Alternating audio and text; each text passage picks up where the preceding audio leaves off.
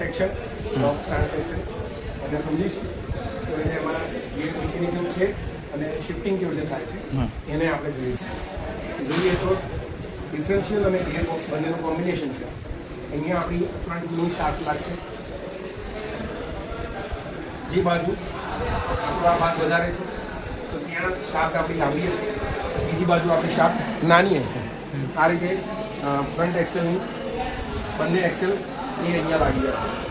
હવે અંદરની તરફ જોઈએ આપણે તો ટોટલ આપણા 3 શિફ્ટિંગ રોડ છે અને એક રિવર્સ માટે છે, જે આપણને અહીંયા રિવર્સ ગિયરમાં દેખાય છે. તો જોઈએ આજે આપણે કે ભાઈ શિફ્ટિંગ કેવી રીતે થાય છે. તો કન્ટિન્યુઅસલી જ્યારે આ મૂવ હોય છે આ રીતે, બરાબર, તો આપણે જોઈએ કે ભાઈ ગિયર જે ફરે છે એનાથી અપોઝમાં આપણું ડિફરન્શિયલનું મૂવમેન્ટ છે, એટલે કે એન્ટી ક્લોકવાઇઝ છે. જ્યારે ગિયર બધા આપણા ક્લોકવાઇઝમાં છે, જ્યારે ન્યુટ્રલ પોઝિશનમાં છે આજે, ત્યારે આપણી મૂવમેન્ટ આ છે. હવે ટોટલી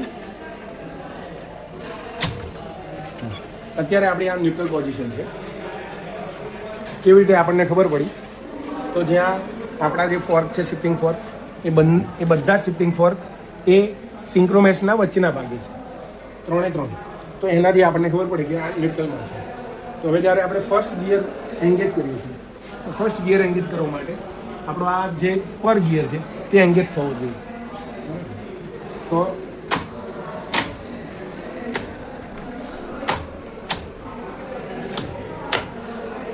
અહીંયા આપણો હા ફર્સ્ટ ગિયર એન્ગેજ થાય છે. તે જ રીતે આપણે જોઈએ અહીંયા સેકન્ડ ગિયર એન્ગેજ થશે. એ જ રીતે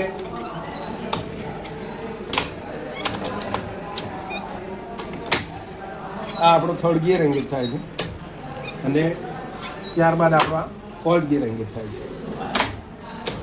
હવે અહીંયા આપણે જોઈએ તો અહીંયા આપણને જોવા મળશે કે ડિફરન્શિયલનું જે આપણું ગિયર છે ક્રાઉન વ્હીલ, તેની હવે ડાયરેક્શન એ ચેન્જ થઈ. કારણ કે અહીંયા આપણે જોઈ શકીએ છીએ કે રિવર્સ શાફ્ટનો જે ગિયર છે આપણો રિવર્સ આઇડલ ગિયર એ એન્ગેજ થઈ ગયો છે, એટલે કે રિવર્સ ગિયર આપણો એન્ગેજ થયો છે. આ રીતે જોઈશું તો એને ડિસએન્ગેજ જોવા મળશે અને આ કન્ડિશનમાં એ એન્ગેજ છે. હવે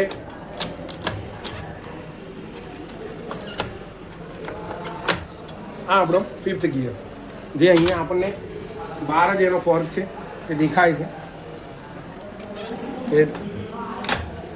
આ આપણો ફિફ્થ ગિયર એન્ગેજ થયો, એટલે કે આપણી ડ્રાઈવ છે તે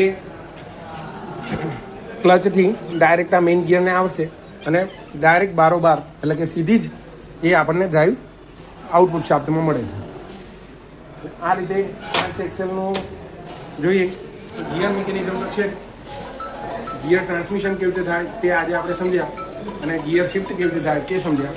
પણ જોડે રિવર્સ ગિયર એન્ગેજ થયા પછી જે આપણી ડિફરન્શિયલ લોડિંગ ગિયર છે એની મોશન કેવી રીતે ચેન્જ થાય છે. હવે અહીંયા એક પોઝિશનમાં આપણે જોઈ શકીએ છીએ કે આ પ્રેશર સેન્સર છે. અહીંયા આપણે એને પુશ કરીએ એટલે એ બોલ પુશ થાય છે. તો આ પ્રેશર સેન્સર છે.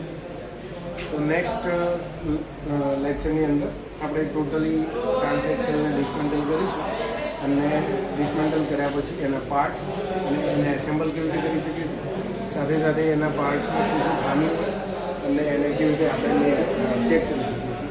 વિઝ્યુઅલ ઇન્સ્પેક્શન આપણે શું કરવાનું છે એને આપણે જોઈશું.